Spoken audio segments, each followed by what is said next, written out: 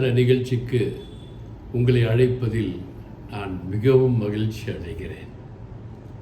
இன்று நாம் பார்க்க போகும் தேவ செய்தி, துபாய் அரேபியாவில் பார்த்தீங்கன்னா பெருவெள்ளம் வந்து மக்களுடைய இயல்பு வாழ்க்கையை பாதித்து விட்டது. பெருவெள்ளம் என்பது இயற்கையின் சீற்றம். துபாயை பார்த்தீங்கன்னா அது ஒரு பாலைவனம். சவுதி அரேபியா, ஒமான் இதெல்லாம் ஒரு பாலைவனம். இயேசு அங்கு உலாவி இருந்திருக்கிறார், அபிரகாம் உலாவி இருந்திருக்கிறார், ஈசாக்கு உலாவி இருந்திருக்கிறார். கால கட்டங்களிலே நம்மை விட்டு பிரிந்து சென்ற ஆகாரின் பிள்ளைகள் அங்கு குடியமர்த்தப்பட்டு அவர்கள் வாழ்ந்து கொண்டிருந்தார்கள். அது பாலைவனமாகத்தான் இருக்க வேண்டும் என்பது ஆண்டவரின் திட்டம். மாறாக இவர்கள் என்ன செஞ்சாங்கன்னா 89.9% கடல் நீரை சுத்தப்படுத்தி குடிநீராய் மாற்றி அந்த மக்கள் அந்த பாலைவனத்தை தங்கள் கைகளில் வணைந்து ஒரு பசுமை சோலையாய் மாற்ற முயற்சி செய்தார்கள். பெரிய பெரிய பில்டிங், வானளாவிய பில்டிங் எல்லாம் கட்ட ஆரம்பித்தாங்க. எப்படி இந்த பாலைவனத்திலே இருக்கிற இந்த மக்களுக்கு இவ்வளவு வளம் வந்தது என்று நீங்கள் நினைப்பீர்களே, ஆனால் அது ஆண்டவர் இஸ்மவேலுக்கு கொடுத்த ஒரு ஆசீர்வாதம். இயேசு தான் சொன்னார், நீயும் பெரிய ஜாதியாவன். அவங்க நிலத்தை தோண்டுனா நிலத்தில் தண்ணி வராது, எண்ணெய் வரும், கச்சா எண்ணெய். அந்த எண்ணெயை விற்று பணம் பார்த்து அவர்கள் அந்த பணத்தை வைத்து கொண்டு தங்களுக்கு என்று ஒரு பெரிய மதத்தை, இஸ்லாமிய மதத்தை ஸ்தாபித்து, இதுதான் உண்மையான மதம், எப்படித்தான் வழிபட வேண்டும் என்று சொல்லி கிறிஸ்து இயேசுவை பரியாசம் செய்ய ஆரம்பித்து விட்டார்கள். நிறைய இஸ்லாமிக் டீச்சர்ஸ் என்ன பண்ணாங்கன்னா இயேசுவை பரியாசம் பண்ண ஆரம்பிச்சிட்டாங்க. இது கடவுளுக்கு உக்கிர கோபத்தை கொடுத்தது. Meteorologist Rand Mao, former chief scientist, US National Oceanic Atmospheric Administration, அதாவது வானத்தையும் வானத்தில் உள்ள எல்லா நிகழ்வுகளையும் ஆராயக்கூடிய தலைமை விஞ்ஞானி, யுஎஸ் ஓஷியன் கடல் மற்றும் அட்மாஸ்பியர் அட்மினிஸ்ட்ரேஷன், அவர் என்ன சொல்கிறாருன்னா, it is not cloud seeding அப்படின்னு சொல்லிட்டார். கிளவுட் சீடிங் என்றால் என்ன? வானத்திலே மேக மூட்டங்களை வர வைத்து மேக மூட்டங்களை உராய செய்து செயற்கையாக மழை வருவிப்பது துபாயிலே ஒரு சாதாரண விஷயம். ஆனால் இந்த நிகழ்வு அவ்வாறு நிகழவில்லை என்று ரேண்ட் மாவ் தெளிவாக சொல்லிவிட்டார். ஏனென்றால் கிளவுட் சீடிங் பண்ணும்பொழுது இடி முழக்கம், அதாவது தண்டர்ஸ்ன்னு சொல்லுவாங்க ஆங்கிலத்தில், அது வரவே வராது. ஹியூமன் காஸ்ட் கிளைமேட் சேஞ்சுன்னு சொல்கிறாங்க. மனிதர்கள் இந்த இயற்கையை மாற்றிவிட்ட காரணத்தினாலே இது ஒரு இயற்கையின் சீற்றமாக நிகழ்ந்தது என்று வேத ஆராய்ச்சியாளர்கள் தெளிவாக சொல்கிறார்கள். இயேசு உங்களையும் என்னையும் எப்படித்தான் இருக்க வேண்டும், எப்படித்தான் வாழ வேண்டும் என்று படைத்திருக்கிறார். ஆனால் மனிதன் பணம் வந்த பிறகு 10 மனைவி, நான் குடிக்கலாம், நான் என்ன வேணால் பண்ணலாம், நீ இப்படி தான் இருக்கணும், மனைவி ஃபுல்லாக மூஞ்ச ஃபுல்லாக மூடி, உன்னை யாரும் பார்க்கக்கூடாது, நான் யாரை வேணால் பார்ப்பேன் என்று சொல்லி ஒரு கேளிக்கை பூமியாகிவிட்ட காரணத்தினாலே தேவனுக்கு இந்த இடங்களின் மீது மிகவும் கோபமாயிருக்கிறார். இது எப்படின்னா, இதை பைபிளில் பார்க்கும் பொழுது ஆதியாகமம் 6ஆம் அதிகாரம் 17ஆம் வசனத்திலே ஆண்டவர் சொன்னார், வானத்தின் கீழே சகல ஜீவ சுவாசமுள்ள சகல மாம்ச ஜந்துக்களையும் அழிக்க நான் பூமியிலே ஜலப்பிரயாணம் வர பண்ணுவேன்.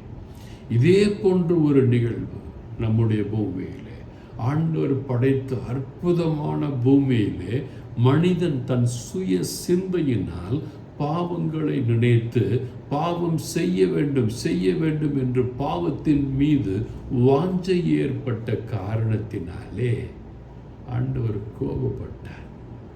எல்லா மனுஷ ஜந்துக்களையும் எல்லா மாம்சத்தின் ஜந்துக்களையும் நான் அழிக்கப் போகிறேன் என்று அப்பொழுது ஆண்டவர் முடிவெடுத்தார்.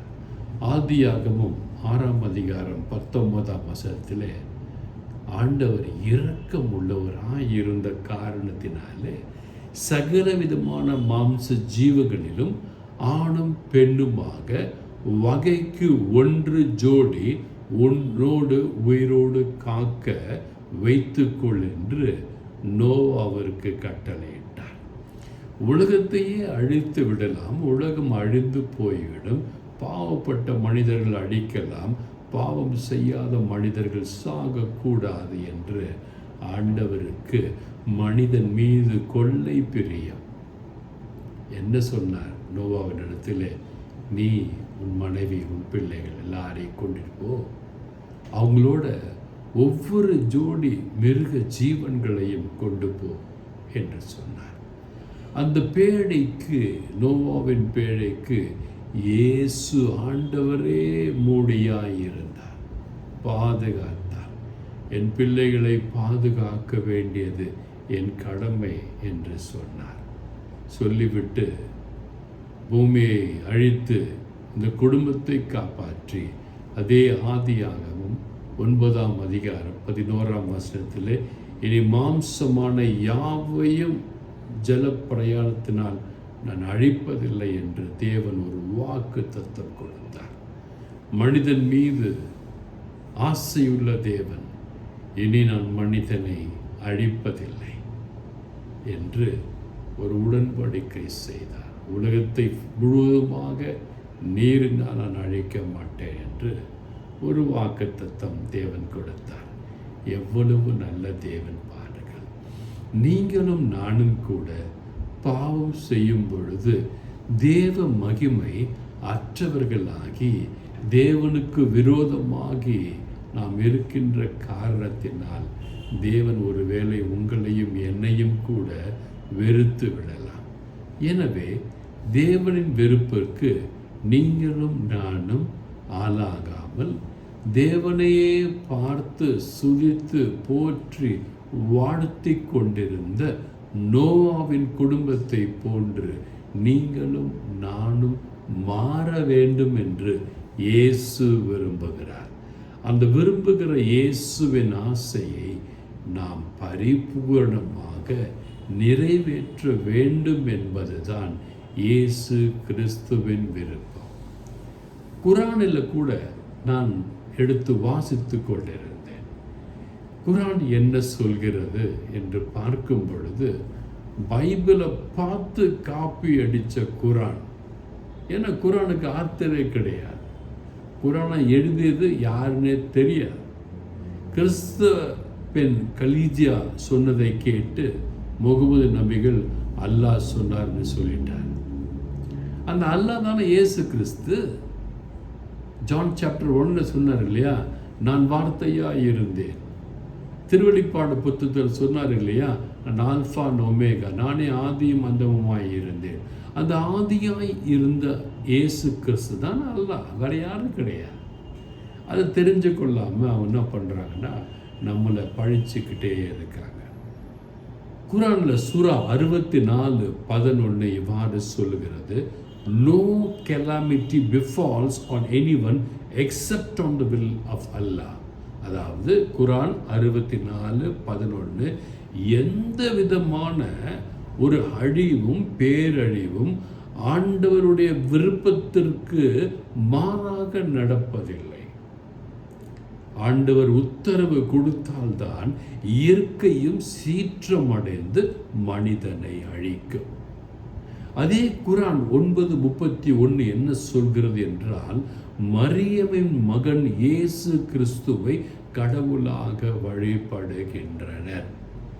இதெல்லாம் யோசிச்சுக்குங்க. குர்ஆன் 9:31, மரியம், ஆண்டவரின் தாயாரின் பெயர் மரியம், அந்த மரியமின் குமாரனை கடவுளாக வழிபடுகின்றனர். அப்ப அல்லாஹ் யாரு? இயேசு கிறிஸ்து. அந்த இயேசு கிறிஸ்துவை கடவுளாக வழிபட்டு ஒவ்வொரு நிலையிலும் நீங்கள் இயேசு கிறிஸ்துவுக்கு உண்மையாக இருந்து இயேசு கிறிஸ்து சொல்கிறதை மட்டும் செய்வீர்களே ஆனால் நீங்கள் நல்லா இருப்பீங்க. உங்கள் குடும்பம் நல்லா இருக்கும், உங்கள் பிள்ளைகள் நல்லா இருப்பாங்க, உங்கள் பேர பிள்ளைகள் நல்லா இருப்பாங்க. நாம் தான் கீழ்ப்படுகிறதே இல்லையே.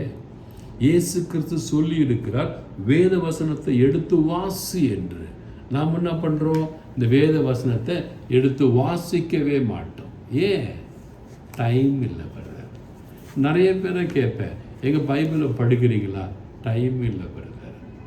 ஒரு நாளைக்கு 24 மணி நேரம் கொடுத்த தேவனுக்கு நீங்கள் ஆஃப்டர் ஆல், நான் தான் சொல்லுவேன் இந்த வார்த்தையை, மன்னிச்சுக்குங்க, ஆஃப்டர் ஆல் ஒரு 2 மணி நேரம் நீங்கள் ஒதுக்க வேண்டும். தேவனுக்கு என்று 2 மணி நேரம் ஒதுக்க வேண்டும். ஒதுக்கவில்லை என்றால் தேவன் உங்களுக்கு நேரம் ஒதுக்க மாட்டார். உங்கள் குடும்பங்களிலே வருகிற நிறைய துன்பத்திற்கு, நிறைய கஷ்டத்திற்கு, நிறைய பொறாமையின் ஆவிக்கு, நிறைய நோய் நோக்காடுகளுக்கு காரணமே இந்த வேத புத்தகத்தை நீங்கள் எடுத்து வாசிக்காததான். நிறைய பேர் ஜெபம் பண்ணுறாங்க. ஜெபம் பண்ணுறது நல்லது, நான் இல்லைன்னு சொல்லலை. ஆனால் வார்த்தை கருக்குள்ள பட்டயம். இந்த கருக்குள்ள பட்டயம் பார்த்தீங்கன்னா சாத்தான ஓட ஓட விரட்டுற பட்டயம். இந்த கருத்துள்ள பட்டயம் பார்த்தீங்கன்னா நோய்களை விரட்டுகிற பட்டயம். இந்த கருக்குள்ள பட்டயம் பார்த்தீங்கன்னா உங்களுக்கு ஆசீர்வாதம் தடையாக இருக்கின்ற எல்லா தடைகளையும் உடைத்து எறிகிற கருக்குள்ள பட்டயம். இந்த கருக்குள்ள பட்டயம் பார்த்தீங்கன்னா எத்தனையோ மனிதர்களை, இந்த மதமே எனக்கு பிடிக்காது என்று சொன்ன மனிதர்களை மனிதர்களாய் மாற்றி கிறிஸ்துவர்களாய் மாற்றின புத்தகம். இயேசுன்னா உலகத்தில் யாருக்குமே தெரியாமல் இருக்காதுங்க. அந்த இயேசுவின் வாழ்க்கையை எடுத்து சொல்ல வேண்டும். ஏதோ படங்களை போடுறோம், அசிங்கமான படங்களை போடுறோம், பார்க்குறோம், ரசிக்கிறோம், காமெண்ட் எல்லாம் போடுறோம். ஆனால் இயேசுவின் வார்த்தைக்கு யாராவது காமெண்ட் போட்டு ஆமென் ஹல்லேலூயான்னு போடுறீங்களா? இல்லையே. அப்போ இயேசு எப்படி உங்களுக்கு ஆசீர்வாதத்தை கொடுப்பாரு? இயேசுவின் வார்த்தையை லைக் பண்ணுறீங்களா? இல்லையே. அப்போ எப்படி இயேசு உங்களை லைக் பண்ணுவார்? உங்கள் வீட்டில் நடக்கிற துக்கமான காரியங்களுக்கு, நோய்வாய்ப்பட்டிருக்கும் பொழுது, கஷ்டப்பட்டிருக்கும் பொழுது நீங்கள் ஜெபம் செய்கிறீங்க, எப்படி ஆண்டவர் உங்கள் ஜெபத்தை கேட்பார்? ஆண்டவர் உங்கள் ஜெபத்தை எப்பொழுது கேட்பார் என்றால், இயற்கையான தேவன் உங்களுக்கு என்ன சொல்லி கொடுத்தாரோ அதைப்படி நீங்கள் செய்வீர்களே ஆனால் நீங்கள் ஆசீர்வாதமாக இருப்பீங்க. ஆண்டவரின் வார்த்தைக்கு கீழ்ப்படியாமல் ஆண்டவருக்கு விரோதமாக செய்வீர்களே ஆனால் துபாய்க்கு கொடுத்த அடி, சவுதிக்கு கொடுத்த அடி, ஒமானுக்கு கொடுத்த அடி நமக்கும் வர இருக்கிறது. எத்தனையோ மக்கள் தண்ணியில் அடித்து கொண்டு போயிட்டாங்க, செத்து போயிட்டாங்க. எத்தனையோ கார்கள் பாதிக்கப்பட்டது, எத்தனையோ வீடுகள் பாதிக்கப்பட்டது, அலுவலகங்கள் பாதிக்கப்பட்டது. இயேசு ஒரு வார்னிங் கொடுக்கிறார். தெரிக்கும் அங்கே தான் காபானெல்லாம் இருக்குது, புனித ஸ்தலம் மெக்கா எல்லாம் இருக்குது, எல்லாத்தையும் ஆண்டவர் ஆடிட்டார். இப்போ நான் சொல்கிறேன் கேளுங்க, பூமியில் வெப்பம் அதிகமாக போகிறது. எதற்கு என்றால் இயற்கையை நீங்கள் பாதிக்கிறீர்கள். வீடு கட்டுறீங்களே, மழை நீரை சேகரிக்கிறீங்களா? கிணறு வச்சிருக்கீங்களா? கிணத்துல தண்ணி விடுறீங்களா? இல்லையே. பூமியிலேருந்து உறிஞ்சிக்கிட்டே இருக்கீங்க, பூமியை சக்கையாக பிழிகிறீங்க. எப்படி தண்ணி இருக்கும்? ஃபுல்லாக சிமெண்ட்டை போட்டு மூடிட்டீங்களே.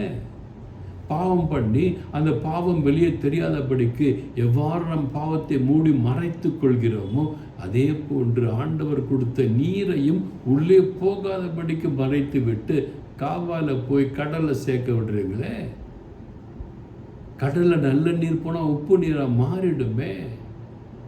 எனக்கு பிரியமான அன்பு தேவ பிள்ளைகளே, ஆண்டவராகிய இயேசு கிறிஸ்து உங்கள் ஒவ்வொருவரையும் பார்த்து மறுபடியுமாக கேட்கிறார், இயற்கைக்கு மாறாக எந்த பாவத்தையும் செய்யாதீர்கள், இயற்கையோடு விளையாடாதீர்கள், அவையெல்லாம் நான் உண்டாக்கியது. ஆதியாகம புத்தகம் 1ஆம் அதிகாரத்தில் நாம் தெளிவாக பார்க்கிறோம். பெயராய் ஆண்டவர் ஒவ்வொன்றையும் உங்களுக்காக எனக்காக உருவாக்கினார். அதை நீங்கள் மாற்றி அமைக்க கூடாது. நீங்கள் பென்ஸ் கார் வச்சிருங்க, பெரிய பங்களா வச்சிருங்க, என்ன வேணால் வாங்கிடுங்க, அதை எதையுமே நீங்கள் எடுத்துகிட்டு போக முடியாது. கடைசியில் போகும்போது அந்த வின்சர் பார்க்கர் வண்டி தான், அந்த பெட்டி தான், அதே பூமி தான் உங்களுக்கும் எனக்கும், பெரிய டாடா பிர்லாக்கும் அதானிக்கும் அம்பானிக்கும், ஜோ பைடனுக்கு அதே தான், ட்ரம்ப்புக்கு அதே தான். எதையுமே கொண்டு போக முடியாது. எதுக்கு நம்ம மறைக்கணும்? சிலர் பார்த்தீங்கன்னா மறைப்பாங்க, தெரியக்கூடாது. கஷ்டப்படும் போது நம்ம கூட இருக்கணும்னு விரும்புவாங்க. அவங்க சந்தோஷத்தில் நம்ம பங்கெடுக்க கூடாது. கேட்டால் உங்களுக்கு ஓட்ட தெரியாது. ஆமாங்க, எனக்கு வாழ்க்கையை ஓட்ட தெரியாது இல்லைன்னு சொல்ல. வாழ்க்கையை ஓட்ட தெரிஞ்சால் நான் இன்னும் சம்பாதிச்சு இன்னும் கோடியாக சேர்த்துருப்பேன். வாழ்க்கையை ஓட்ட தெரியாது. ஒரு காலகட்டத்தில் இயேசுவின் வார்த்தையை நான் முழுவதுமாய் அறிந்து கொண்ட பொழுது இயேசுவையே நான் ஓட்ட கற்றுக்கொண்டு விட்டேன். இயேசுவோடு ஓட வேண்டும், அவர் என்னோடு இருக்கிறார், அவரோடு நான் செல்ல வேண்டும் என்று என் வாழ்க்கையை நான் தீர்மானித்து விட்டேன். என்னை இழிவுபடுத்துகிறவர்கள் இழிவுபடுத்திக்கிட்டு தான் இருக்காங்க, என்னை கேவலப்படுத்துகிறவங்க கேவலப்படுத்திக்கிட்டு தான் இருக்காங்க. நான் கவலைப்படுவதில்லை. அருள்நாதர் இயேசு என்னை இருக்கிறார், அவரெல்லாம் பார்த்து கொள்வார். எனவே எனக்கு பிரியமான என் அன்பு தேவ பிள்ளைகளே, நீங்கள் நல்லா இருக்கணும்னா ஆண்டோடைய வார்த்தையை கேளுங்க, படிங்க, தியானிங்க.